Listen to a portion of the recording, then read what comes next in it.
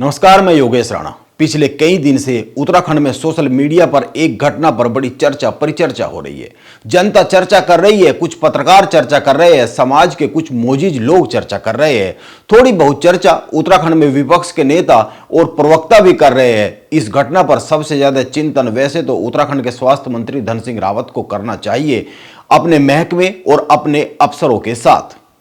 आज हम यहां पर कुछ बहुत ही महत्वपूर्ण तथ्यों के साथ बात करेंगे, लेकिन पहले इस घटना को लेकर जिस पर चर्चा परिचर्चा हो रही है और धन सिंह रावत को जिस पर सबसे अधिक चिंतन करना चाहिए, इस घटना पर बात करने से पहले आप एक बात पर ध्यान दीजिए कि सोशल मीडिया पर इस पर चर्चा हो रही है, लेकिन सरकारी गलियारों में इस पर चर्चा नहीं दिख रही है, जबकि वहां पर अधिक चर्चा होनी चाहिए, क्योंकि यहां पर कोई यह साधारण घटना नहीं है। उत्तराखंड में अभी मंगलवार की देर रात यानी 20 फरवरी को टिहरी जिले में दिल्ली यमुनोत्री हाईवे पर एक हादसा हुआ।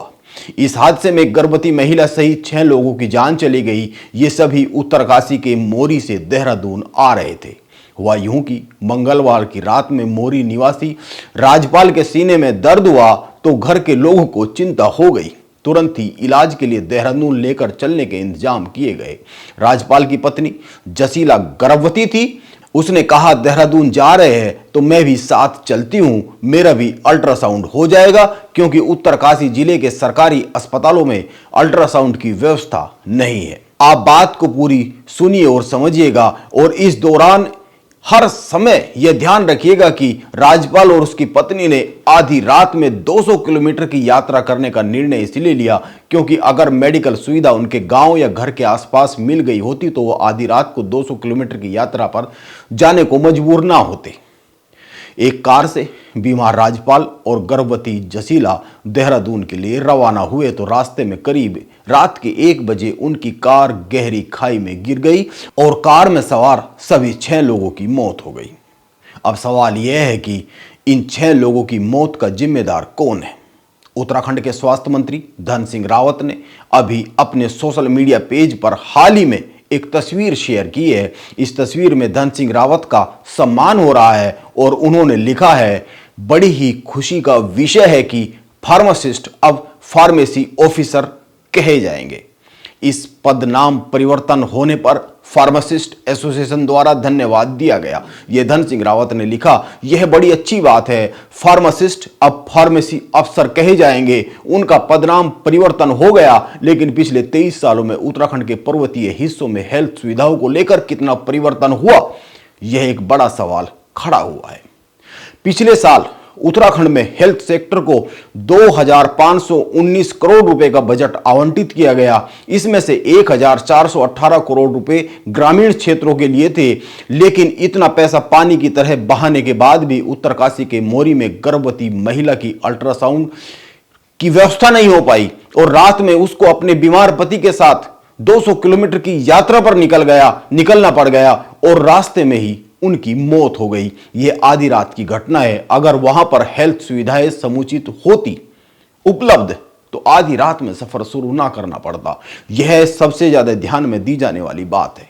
सवाल यह है कि हर साल करोड़ों का यह बजट आवंटित होता है, तो यह बजट आखिर जाता कहां है?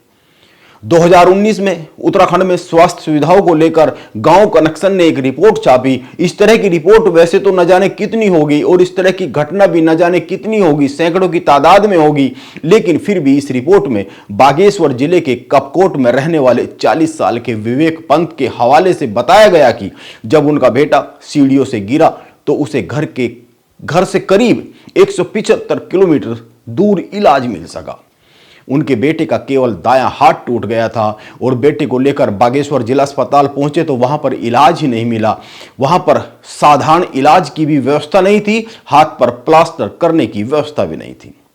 इसके बाद हल्द्वानी के एक निजी अस्पताल में इलाज कराना पड़ गया। यह बात 2019 की है और आज 2024 है। जगह अलग अलग है, लेकिन उत्तराखंड के पर्वतीय हिस्सों में हेल्थ सुविधाओं के नाम पर बदला कुछ भी नहीं है। और यह कोई एक घटना नहीं है, इस तरह की सैकड़ों घटनाएं हैं। आप इंटरनेट पर केवल एक कीवर्ड की मदद से ही इन सैकड़ों घटनाओं को खोज सकते हैं और जो सामने आएगी वो तो इंटरनेट की जद में आ गई। खबरें हैं, जो मीडिया ने किसी न किसी रूप में या किसी नागरिक ने किसी न किसी रूप में इंटरनेट पर डाल दी है। ऐसी न जाने कितनी घटना होगी जो इंटरनेट की जद में आई भी नहीं है। आप एक बात पर ध्यान दे लीजिए, उत्तराखंड में देश का एकमात्र ऐसा राज्य है उत्तराखंड जहां पर पलायन आयोग का गठन हुआ। आयोग ने अपनी अंतरिम रिपोर्ट में बहुत ही साफ साफ लिखा कि पलायन के जो कारण है उनमें चिकित्सा सेवाओं में अभाव एक बड़ी वजह है। इसके बाद भी हालात क्या है यह किसी से छिपे हुए नहीं है। 2017 में भाजपा की त्रिवेंद्र सिंह रावत सरकार ने पलायन आयोग का गठन किया था। इतने सालों में क्या कुछ बदल गया और क्या कुछ नहीं बदला, यह सब आईने की तरह साफ है। इस तरह की घटनाएं जो हो रही है आप यह जानते ही है। अब सोशल मीडिया पर हो रही जो ये चर्चा है, इस चर्चा में उत्तराखंड के एक मंत्री की बेटी भी हिस्सा लेती है। नेहा जोशी लिख रही है, 2021 में कोविड के दौरान पहली बार मोरी सीएचसी गई थी, उसके बाद भी जाना हुआ। वहां डॉक्टरों ने बताया कि अल्ट्रासाउंड मशीन तो है लेकिन कोई भी रेडियोलॉजिस्ट टेक्नीशियन 3 महीने से ज्यादा नहीं टिकता है। अच्छा वेतन, आवास, सभी सुविधाएं देने के बाद भी मेडिकल प्रोफेशनल्स पहाड़ में नहीं रुक रहे। चलो मान लिया कोई रुकता नहीं है, लेकिन उत्तराखंड की 1.25 करोड़ जनता सरकार को चुनती ही केवल इसलिए है कि वो वहां पर डॉक्टरों और स्किल्ड स्टाफ के रुकने का इंतजाम करे, व्यवस्था करे, ऐसे हालात पैदा करे ताकि वहां पर उन बिल्डिंगों में जो अस्पतालों के नाम पर खड़ी है उनमें डॉक्टर रुके, टेक्नीशियन रुके, जानकार लोग रुके। कोई रुकता नहीं है, यह कह देने से इतनी बड़ी समस्या से पल्ला तो नहीं झाड़ा जा सकता है। सितंबर 2022 में उस समय के तत्कालीन प्रभारी सचिव राजेश कुमार ने कहा था कि उत्तराखंड के दूरस्थ इलाकों में चिकित्सा व्यवस्था के लिए 2 विकल्प तलाशे जा रहे हैं। पहला, हेली सेवा की लैंडिंग के लिए व्यवस्था की जा रही है। दूसरा, गांव में ही मरीजों को देखने डॉक्टर जाया करेंगे। 2022 में दिखाया गया यह सपना 2024 में भी सच नहीं हुआ है। अगर आपके पास थोड़ा सा और समय है तो आप कुछ और घटनाओं पर गौर कर लीजिए। यह साल 2020 की घटना है। चमोली के कोटी ग्राम पंचायत के पंखोली गांव की 25 साल की सुनीता ने 14 फरवरी की रात में बच्चे को जन्म दिया। प्रसव के कुछ ही देर बाद तबीयत बिगड़ गई। गांव से सड़क 3 किलोमीटर दूर है और नजदीकी अस्पताल 25 किलोमीटर दूर है। गांव के लोग सुनीता को कुर्सी पर और नवजात को गोद में लेकर देर रात में ही अस्पताल के लिए निकलते हैं। 3 किलोमीटर दूर सड़क तक भी नहीं पहुंच सके और मां और नवजात दोनों की रास्ते में ही मौत हो गई। गांव के लोग दोनों को लेकर वापस गांव की ओर मुड़ जाते हैं।